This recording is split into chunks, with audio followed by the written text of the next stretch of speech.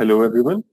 So this is lecture number 3 for vector algebra, and till now we have seen a lot of concepts based on vector algebra. हमने direction cosines को, vectors को, types of vectors and addition of vectors, triangle law, parallelogram law, multiplication of vector by scalars, component of a vector, हमने ये सारे concepts अच्छे से study कर लिए हैं. So before we move ahead with the concepts, let us solve some easy questions, some basic questions to brush up our skills. Problem number 1. फटाफट करेंगे, ज्यादा इनमें समय नहीं लगाएंगे क्योंकि बेसिक सवाल है बिल्कुल. ठीक है, तो पहला प्रॉब्लम है compute the magnitude of 1/√3 I cap plus 1/√3 J cap plus minus 1/√3 K cap. तो हमें यहाँ पे क्या कह रहा है क्वेश्चन में कि we have to find the magnitude of this given vector, say A vector. तो कोई भी वेक्टर ए वेक्टर होगा अपने पास, suppose A1 I cap plus A2 J cap plus A3 K cap. उसका magnitude is given by under root of A1 square plus A2 square plus A3 square. तो same concept यहाँ पे apply करेंगे हम. तो A1 यहाँ पे क्या है आपका 1/√3, A2 क्या है 1/√3 और A3 क्या है यहाँ पे -1/√3. Just we have to simply substitute the values of A1, A2, A3 in this formula. So you will get magnitude of A as 1. All right. तो ये था एक basic problem on magnitude of a vector. Now question number 2, problem 2. Find the values of find the values of X Y. Find the values of X and Y so that vectors 2i cap plus 3j cap and xi cap plus yj cap are equal. Problem में हमें क्या बोल रहा है कि we have to find a vector, find the values of x and y so that these two given vectors are equal. So when do we say two vectors are equal? Two vectors are said to be equal if their component are equal, corresponding components are equal. यानी कि I का coefficient बराबर हो और J का coefficient बराबर हो. So we have to just simply compare the coefficients 2i cap plus 3j cap equal to xi cap plus yj cap. This is what we want, the both vectors to be equal. So comparing the coefficients of I cap and j cap. So what do we get? X equal to 2 and y equal to 3. Simple problem. Next, what do we have? Problem number 3. In problem number 3, find the scalar components of the vector with initial point 2, 1 and terminal point -5, 7. So हमें यहाँ पे क्या करना है, scalar component और vector component निकालने हैं इन वेक्टर्स के. All right. सो अब इस पहले इन दो पॉइंट्स को ज्वाइन करने वाला वेक्टर ये हमें जानना पड़ेगा. उसके बाद ही हम कंपोनेंट्स को कंप्यूट कर पाएंगे. तो इनको ज्वाइन करने वाला वेक्टर क्या होगा? सपोज कि ये हमारा आ गया कार्टेशियन प्लेन. यहाँ पे 2 टपल है तो हम 2D में चलेंगे बस, x और y. तो ओके, तो ये तो पहला है 2,1, 1 2 और 1. तो ये आ गया आपका एक पॉइंट 2,1 और दूसरा -5, सपोज. तो ये दो वेक्टर्स आ गए, पॉइंट्स आ गए अपने पास -5, 7. ओके, तो ये है हमारा ओरिजिन और ये पॉइंट हमने कर दिया ज्वाइन. ठीक है. अब हमें क्या चाहिए, ये वाली लाइन चाहिए. इसको अलग कलर से, let us make it with different colour, red colour. So we want this red color line. Suppose this point 2, 1 is A, this is B. So A and B, this is O. So we have to apply triangle law here. So with that, we can find the vector AB vector here. So for by using triangle law, what do we have here? The OP, AB, if you recall the triangle law, we have OB vector plus AB vector equal to OA vector by triangle law. ठीक है. तो ओ B vector आप जान सकते हो, ओ A vector आप जान सकते हो. आपको किस में इंटरेस्ट है? ए बी वेक्टर में इंटरेस्ट है. तो A B vector will be given by O A vector minus O B vector. तो that will be equal to O A vector कितना होगा आपका? 2 i cap plus J cap, और ये कितना होगा? -5 i cap plus 7 j cap. तो adding these two we will have minus plus हो जाएगा यहाँ पे 7 i cap -6 j cap. Okay. तो बस अब आपको ए बी वेक्टर पता चल गया है. तो स्केलर कंपोनेंट्स क्या होंगे इसके? स्केलर कंपोनेंट्स आपके होंगे 7, -6, और वेक्टर कंपोनेंट्स क्या होंगे इसके? 7i और -6j. Okay. So this was problem number 3 for you, and now we have problem number 6. This was problem number 3. We have problem number 4. So in problem number 4, we find a unit vector. Find unit vector in the direction of vector a vector equal to I cap plus j cap plus 2k cap. Okay. So here what do we have to do is हमें एक unit vector find out करना है in the direction of this. So अगर जैसे कि अभी हमें ये पता है कि किसी भी सेम डायरेक्शन में जब हमें वेक्टर निकालना होता है तो हम क्या करते हैं? लैम्डा ए वेक्टर करते हैं. और हम क्या चाहते हैं? तो ये जो होगा ना, तो B vector will be this. B vector is in direction of A vector. Now, what do we want? We want B vector to be unit vector. That is, we want B vector, magnitude of B vector to be 1. Magnitude, क्योंकि हमें unit vector चाहिए. तो क्या हो जाएगा? Lambda A vector equal to, वैसे आपको जब सॉल्व करेंगे इस प्रॉब्लम को तो इतना प्रोसेस करने की जरूरत नहीं है. ये जस्ट अंडरस्टैंडिंग के लिए मैं बता रहा हूँ कि ये आ कैसे रहा है. बाकी आप इसको डायरेक्टली सॉल्व कर सकते हैं, इसका फॉर्मूला है.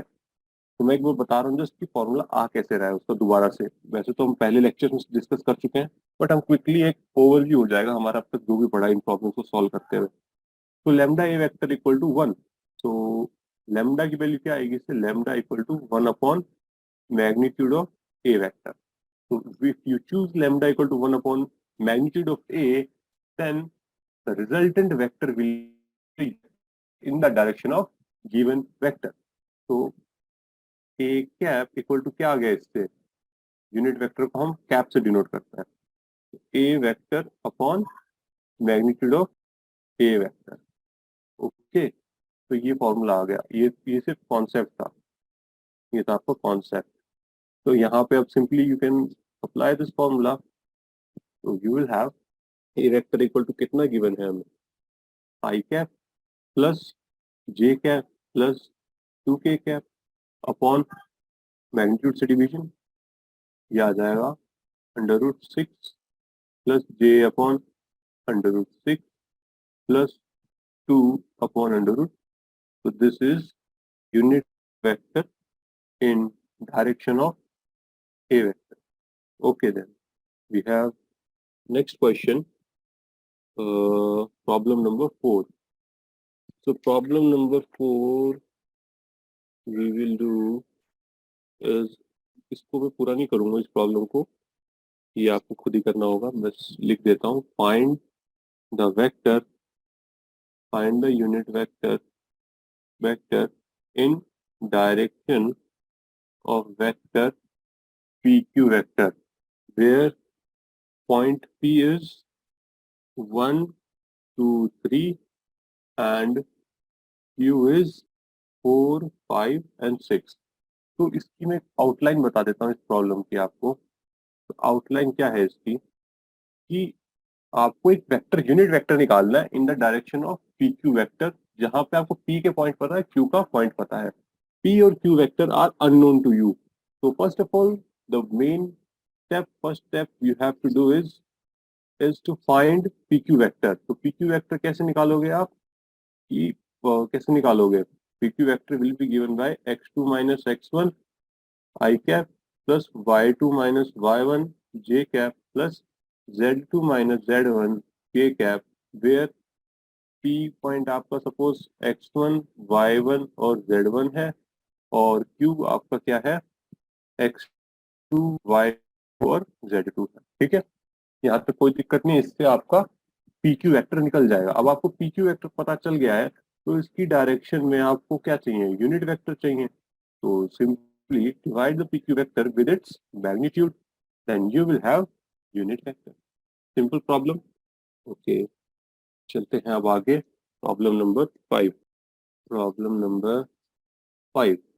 In the problem number 5, we have to show that the vector 2i cap minus 3j cap plus 4k cap and minus 4i cap plus 6j cap minus 8k cap are collinear. Here we have to show these two vectors are collinear. So how do we do it? So let us suppose a vector क्या है हमारे पास 2i cap minus 3j cap plus 4k cap and b vector क्या है हमारे पास minus 4i cap plus 6j cap and minus 8k cap minus 8k cap. What our goal is to show these two vector are collinear. अगर आप इसको observe करो ढंग से, observe करोगे तो a vector equal to b vector. तो अगर आप इसमें ऑब्जर्व करो तो b vector equal to minus 2 times of 2i cap minus 3j cap माइ प्लस ऑफ 4k कैप है। सो इसका क्या मतलब हुआ कि माइनस 2a वेक्टर के बराबर हो गया। b vector is equal to minus 2a vector. तो एक तरह से ये क्या बात हो गई कि सपोज कोई वेक्टर ए वेक्टर है ऐसा, तो उसमें माइनस 2 ने मल्टीप्लाई कर दिया, यानी कि पीछे एक्सटेंड कर दिया, पीछे की ओर डायरेक्शन रिवर्स करके ऐसे एक्सटेंड कर दिया। ये आ गया आपका बी वेक्टर। तो obviously they both lie on same line, क्योंकि हमारे पास क्या होता है, सेम लाइन पे अगर लाई कर रहे होते हैं तो स्केलर मल्टीपल होते हैं एक दूसरे के। तो यहाँ पे क्या मिल रहा है, B equal to lambda A vector, जहां पे लैम्डा इक्वल टू क्या है माइनस 2 है आपका, therefore they are collinear. Okay, तो problem number 6। Problem number 6. What do we have in problem number 6? Find direction cosines of the vector joining the points a 1, 2, minus 3 and b minus 1, minus 2 and 1 directed from a to b। तो इस problem में हमें क्या करना है, direction cosine find out करने हैं। एक लाइन है a टू b। सो उसके आप कैसे फाइंड आउट करोगे? सबसे पहले आपको काम यहाँ क्या करना होगा कि आपको A B vector find out करना होगा। So A B vector find out करना इज वेरी सिंपल। हमने भी 2-3 सवाल देख लिए ए बी वेक्टर कैसे निकलता है। तो डायरेक्टली निकालते हैं माइनस वन आई cap plus minus two J cap plus 1 plus 3 के कैप। तो this will B minus 2i cap minus 4 J cap plus 4 के cap. Okay, so now we have AB vector तो अब इसकी डायरेक्शन कोसाइन निकालने के लिए आप इसका मैग्नीट्यूड से इसको डिवाइड दीजिए। तो ए बी का मैग्नीट्यूड क्या आ रहा है, 4 + 16 + 16, तो दैट इज इक्वल टू √36, यानी कि 6। तो आप इसको जब डिवाइड करोगे ए बी वेक्टर को 6 से, तो यू विल गेट -2/6 -4/6 4/6। ये क्या आ गए आपके direction cosine. Okay, so let us move ahead and see what do we have next. Problem number 7. So in problem number 7, we have to show that show that the vector I cap plus j cap plus k cap is equally inclined to the axis ox, oy, oz। हमें ये दिखाना है कि ये जो vector है I cap, J cap, K cap, ये vector तीनों जो एक्सिस है O X, O Y, O Z, उनके साथ सेम एंगल बनाता है। तो सेम एंगल बनाता है ये हम कैसे दिखाएंगे? क्यों, अगर हम ये दिखा दें कि उन तीनों के तीनों जो डीसीज आ रहे हैं हमारे O X, O Y, O Z का जो डीसीज आ रहे हैं इस लाइन के, वो अगर सेम आ रहे हैं, तब क्या हो जाएगा, cos alpha equal to cos beta equal to cos gamma हो जाएगा। और cos alpha beta gamma same आ रहे हैं, यानी कि अल्फा बीटा गामा क्या है, सेम हो जाएंगे। तो you have to just outline they और मैं आपको सॉल्व आपको खुद करना पड़ेगा। Find DCs of I cap, J cap and K cap and observe they are equal and therefore they will be equally inclined to the axis OX, OY and OZ। तो अब चले, ये तो हो गए हमारे जितना भी अब तक हमने कॉन्सेप्ट पढ़े हैं, उन सब पे हमने कुछ प्रॉब्लम्स स्टडी कर लिए, और ये पूरा का पूरा जो हमने अब तक पढ़ा उस पर क्विक रिवीजन और एक अच्छे से कॉन्सेप्ट क्लियर हो गया। आज हम पढ़ेंगे अब next concept, section formula. Section formula हमने काफी बार देखा होगा, आपने 2D में पढ़ा होगा कि कोई भी दो पॉइंट्स दिए हुए हैं आपको ऐसे, ए और कोई तीसरा पॉइंट इनके बीच में आया सी, और वो सी पॉइंट सम m/n रेशियो में इस लाइन को, ए बी लाइन को डिवाइड कर रहा है, and you are interested in finding the point C, coordinates of point C, then you use section formula to find the coordinates of point C. The same concept we will be using here. तो यहाँ पे किस तरह से use होगा कि आपके पास कोई भी एक, तो कोई पॉइंट O है, एक ओरिजिन, एंड एक पॉइंट Q है यहाँ Q, एंड एक पॉइंट है आपके पास P। तो ये जो पॉइंट, इन दोनों को ज्वाइन किया हमने OQ एंड OP, और इन Q और P को जोड़ने से जो हमारे पास बन रही है, उस लाइन पे एक नया पॉइंट आया R। ओके, तो ये क्या है, OQ, ये वेक्टर है आपका, ये वेक्टर है आपका ए वेक्टर, ये वेक्टर है आपका बी वेक्टर, ये वेक्टर है आपका ए वेक्टर, और ये है आपका बी वेक्टर। और आपका एक पास पॉइंट आया आर पॉइंट, जो कि क्यूपी को सम m/n के रेशियो में डिवाइड कर रहा है, and you are interested in finding the vector R vector, O R vector. तो how do you do that? जैसे कि हमने पहले 2D में सेक्शन फॉर्मूला स्टडी किया है इंटरनली एक्सटर्नली वाले लॉजिक से, यहाँ पे भी हम इंटरनली और एक्सटर्नली दोनों देखेंगे। तो पहला केस लिखते हैं अपन, केस वन इंटरनली। अगर हमारा पॉइंट इंटरनली डिवाइड कर रहा है, तब उसके कोऑर्डिनेट्स क्या होंगे? इन दैट केस, तो कोऑर्डिनेट्स नहीं, वो वेक्टर क्या हो, in that case the vector O R is given by M B vector plus N A vector upon M plus N. M को क्यू के पास भेज दिया, एन को पी के पास भेज दिया, और डिवाइड कर दिया इनके सम से। ऐसा करने पे जो आपके पास जो वेक्टर आएगा वो क्या होगा, ओ आर वेक्टर होगा। तो ये तो था हमारा केस 1। केस 2 में क्या हो रहा है कि आपका जो पॉइंट आर है वो डिवाइड करता है एक्सटर्नली। तो उस केस में कैसे काम करेगा ये फॉर्मूला एक्सटर्नली? तो लेट अस सपोज कि सेम कंस्ट्रक्शन करेंगे। हमारे पास पॉइंट ओ है यहाँ, और एक पॉइंट सपोज क्यू है यहाँ, और एक पॉइंट आ गया हमारा पॉइंट पी, और ये आ गई लाइन ज्वाइनिंग क्यूपी। ये है हमारा as usual B vector and this is our A vector, and this time the point R divides QP externally. So in that case, the R vector will be here like this.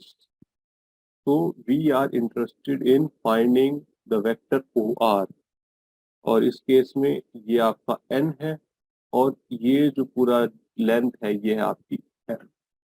So in that case, the OR vector will be MB vector minus NA vector upon M minus. Quite simple formula, याद करने में आपको ज्यादा दिक्कत नहीं आएगी। And now let us solve couple of questions based on this, but before, write a remark. If R is a midpoint, if R is a midpoint of PQ, then अगर R आपका मिड पॉइंट है यानी कि एकदम mid point पे divide कर रहा है, तो उस केस में M और N आपके बराबर हो जाएंगे। एंड देयरफॉर केस 1 में क्या चेंज आएगा उससे, अगर आपके M और N बराबर हो जाएंगे, therefore from case 1 OR vector जो कि पहले क्या था M, पहले क्या था वो M B vector plus N A vector, M B vector plus N A vector equal to M plus N था। अब यहाँ पे क्या हो गए एम और एन बराबर, तो M B vector plus M A vector upon M plus M हो जाएगा, which will be equal to M बाहर आएगा B vector plus A vector upon 2m. M and M will get cancelled. So B vector plus A vector upon 2 is your OR vector. Okay. Now we are ready to see some problem based on this concept. This will be our problem number 8. Consider 2 points P and Q with position vector OP vector हमें पता है क्या है 3A vector minus 2B vector, and OQ vector भी आपको given है जो कि है आपका A vector plus B vector. Find the position vector the PV of point of a point R which divides the line segment joining P and Q in ratio 2:1, first internally and second externally। इन दोनों cases में आपको find out करना है। तो आपके पास OR vector का formula क्या है, पहला केस ले रहे हैं इंटरनली का, तो OR वेक्टर इक्वल टू क्या होता है M times of B vector लिखते हैं, मतलब कि बी वेक्टर कौन सा था OQ वेक्टर था, तो B times of OQ vector plus N times of OP vector upon M plus N है। तो this will be equal to M क्या है यहाँ पे हमारा ट्वाइस ऑफ OQ वेक्टर, यानी कि A vector plus B vector plus times of OP vector 3a minus 2b upon m plus n यानी कि 3। तो इसको just you have to simplify and you will get 5a vector upon, and in the second case if the same you have to do same जब अगर हमारे पास externally divide करता है, तो एक्सटर्नली जब डिवाइड करेगा तो O R vector will be twice of A vector plus B vector minus of 3a vector minus of 2b vector upon 2 minus 1 equal to 4b vector minus a vector. So this is the solution to this question. आसान था, बिल्कुल भी tough नहीं था question. Next, we have problem number 9 based on triangle, right angle triangle. Problem number 9. Show that the points A 2i cap minus j cap plus k cap, B point है हमारे पास i cap minus 3j cap plus minus 5k cap, और C point है आपके पास 3i cap minus 4j cap minus 4k cap. Show that these points A, B, C are vertices of right angled triangle.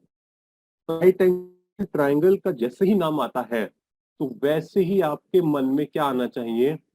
Right angle triangle सुनते ही आपके मन में आना चाहिए Pythagoras theorem. Pythagoras theorem. So उसको use Pythagoras theorem को directly use करके आप इसको आसानी से सॉल्व कर सकते हैं. सो सिंपली सपोज पॉइंट दिए हुए हैं आपको, A point, B point, C point, A B C. So you have to find A B vector find out करो, B C vector find out करो और C A vector find out करो. यानी कि आपने क्या क्या फाइंड कर लिया? ए बी सी और सी ए, ये आपने फाइंड आउट कर लिया. और ये तीनों जब आप निकाल लोगे तो आप कीजिए कि ए बी स्क्वायर का magnitude is equal to B C plus C A vector का magnitude.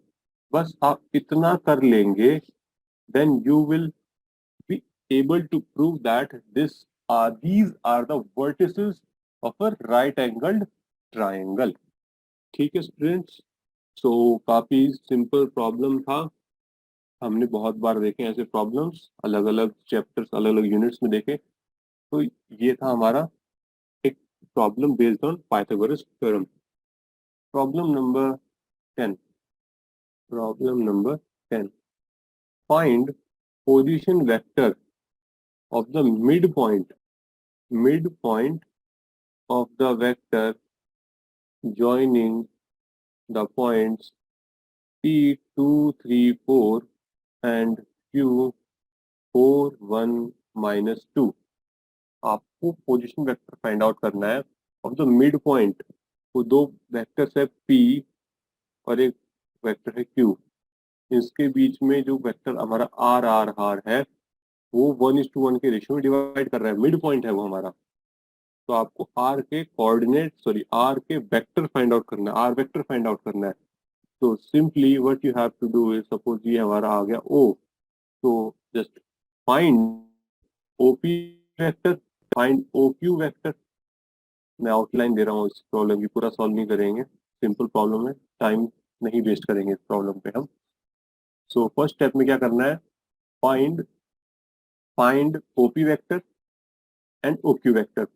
Then just use the formula जो भी हमने देखा था, OP vector plus OQ vector upon 2. बस इतना सा करने पे ये प्रॉब्लम आपका हो जाएगा आसानी से सॉल्व. सो एक प्रॉब्लम देखते हैं, एनालिटिक प्रॉब्लम, थोड़ा जिसमें थोड़ा सा अपने को सोचेंगे. अच्छा सा प्रॉब्लम है. Problem number 11. So if A vector and B vectors, हमारे पास दो वेक्टर्स हैं, ए वेक्टर और बी वेक्टर, और उसके बारे में कुछ स्टेटमेंट्स दी गई है. हमें चेक करना है कि कौन सी इनकरेक्ट है. If A vector and B vector are two collinear vectors, same line पे लाई करने वाले दो वेक्टर्स हैं, then which which of the following are incorrect.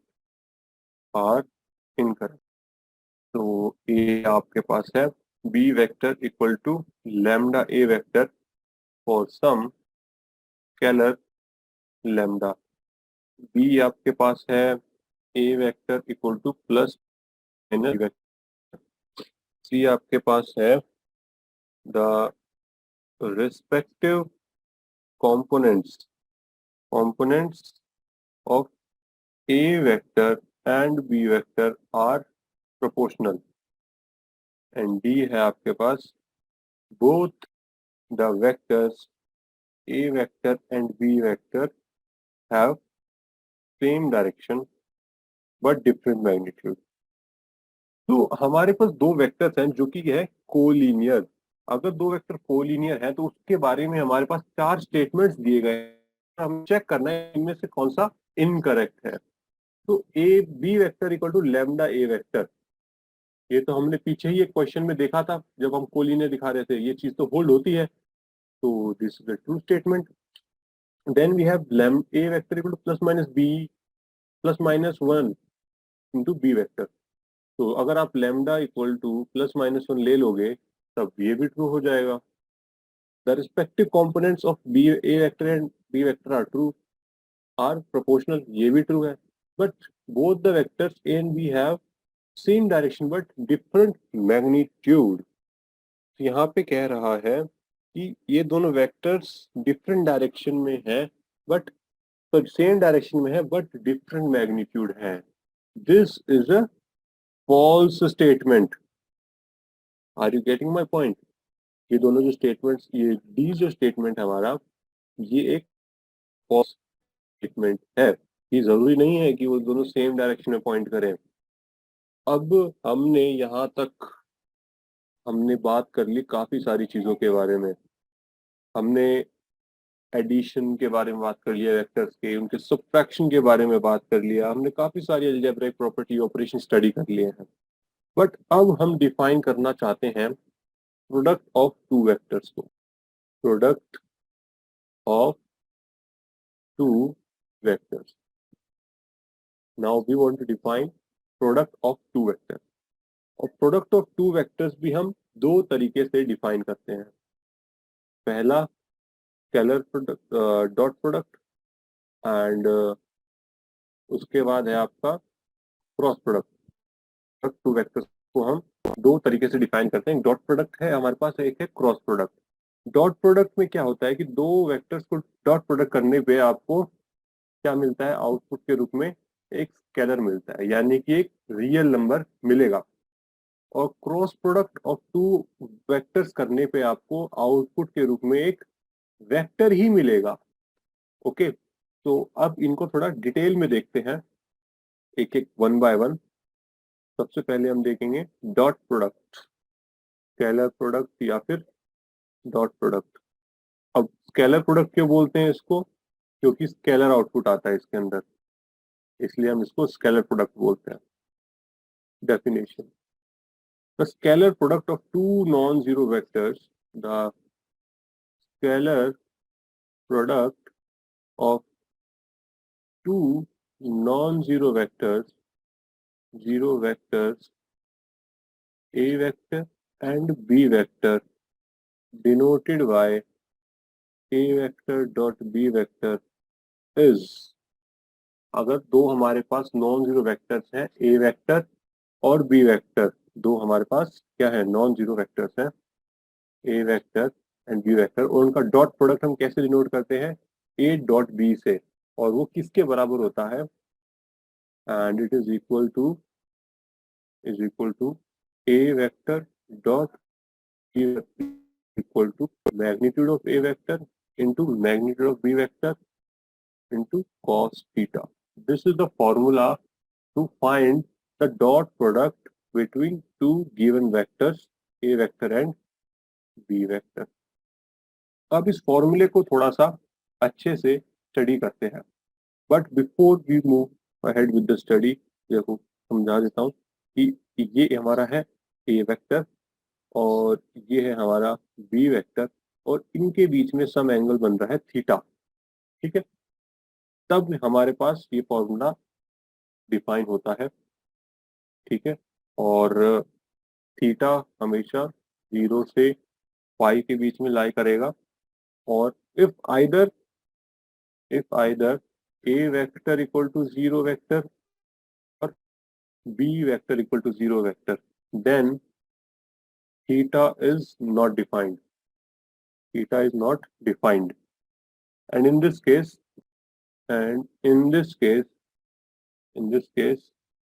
we define A vector dot B vector equal to 0 vector. Sorry 0 vector नहीं आएगा क्योंकि scalar आ रहा है ना हमारे पास, तो वेक्टर नहीं होगा ये। Okay, now we have to see some observation based on this.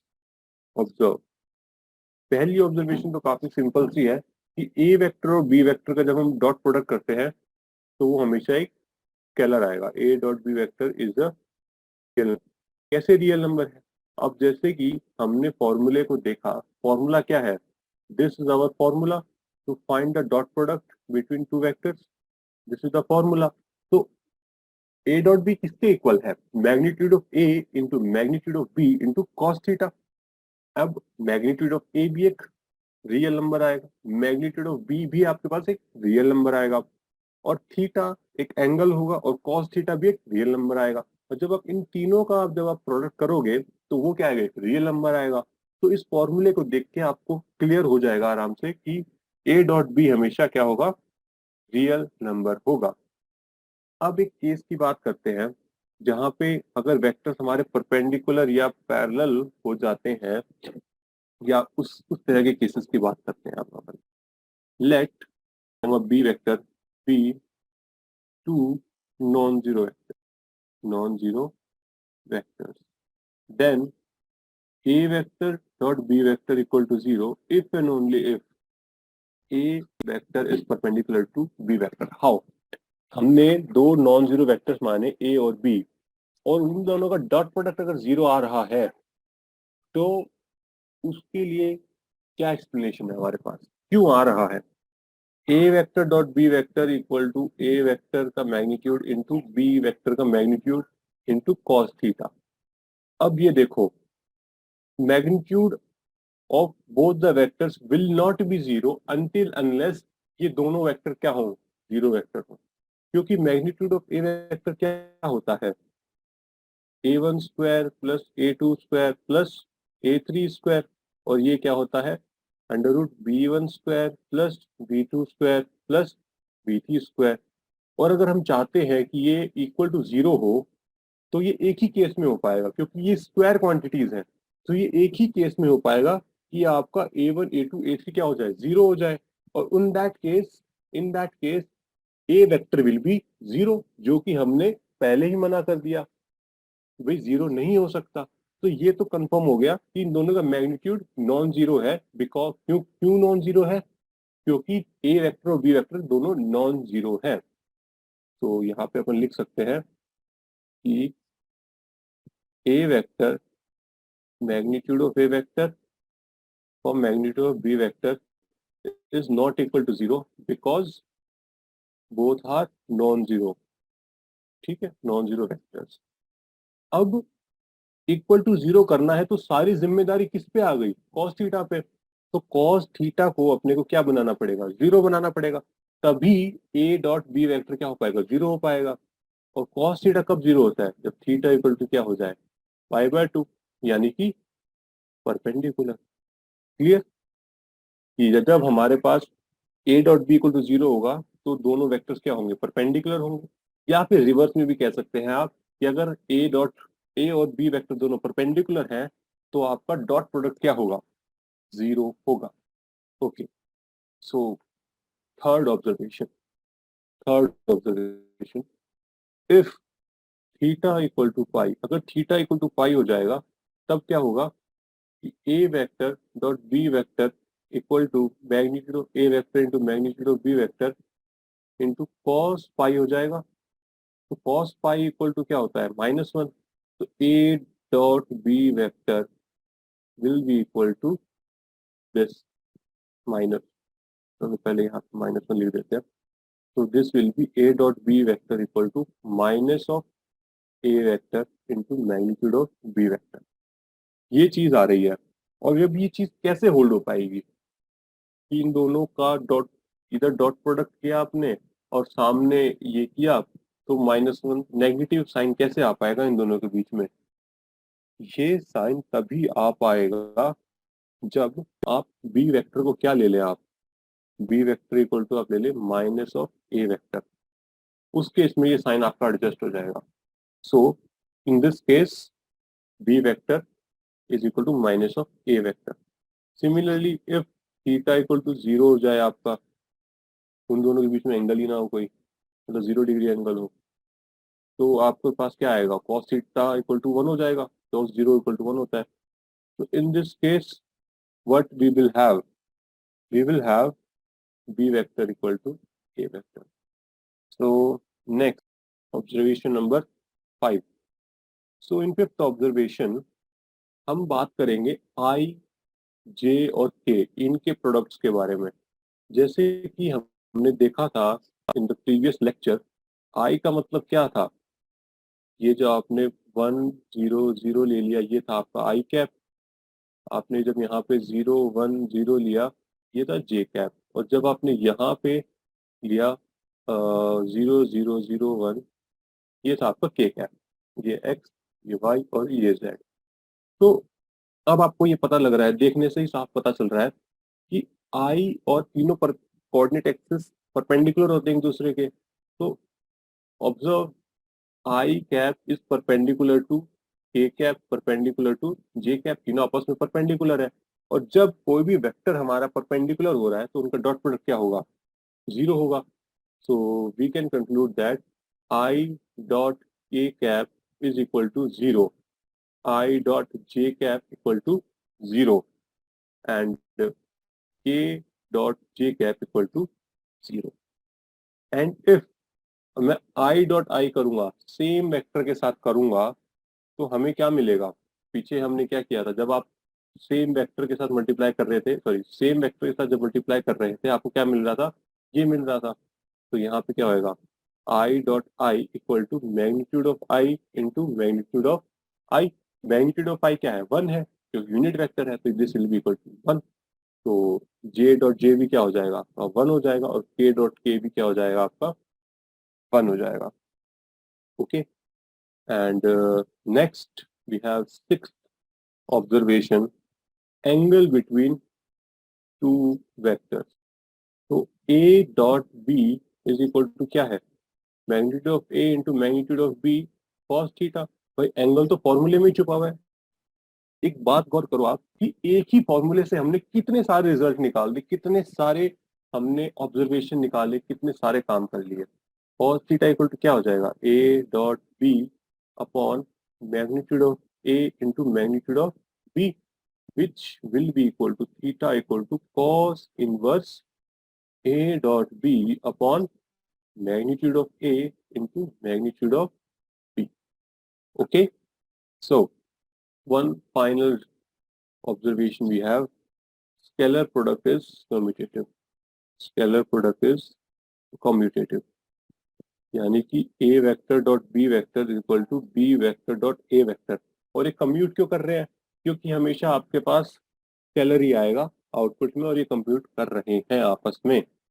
अगर आप इसको ऑब्जर्व करो अच्छे से, a डॉट b वेक्टर किसके बराबर है, a vector into B vector cos theta. और अगर आप b डॉट a निकालोगे वो किसके बराबर है, b vector dot a vector cos theta. यहाँ डॉट नहीं लगाना चाहिए हमें, क्योंकि डॉट से हम डॉट प्रोडक्ट को रिप्रेजेंट कर रहे हैं। तो अब देखो, इस साइड में, राइट साइड में हम क्या कर रहे हैं, नॉर्मल मल्टीप्लीकेशन हो रहा है।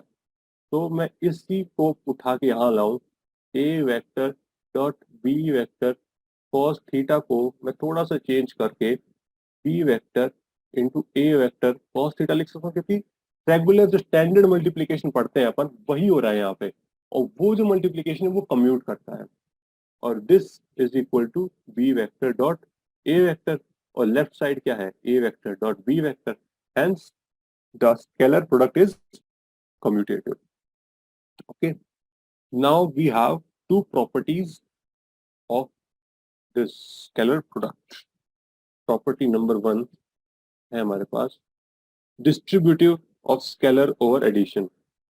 Distributivity of scalar product over addition. हम मान लेते हैं कि हमारे पास 3 वेक्टर्स हैं, a vector, b vector and c vector. और a in dot B vector plus C vector करना चाहता हूं, तो this will be equal to a vector dot B vector plus a vector dot C vector. आप या तो B vector plus C vector करके फिर आप ए के साथ डॉट निकाल लीजिए, या फिर आप A dot B plus A dot C निकाल लीजिए, this will be equal. Okay,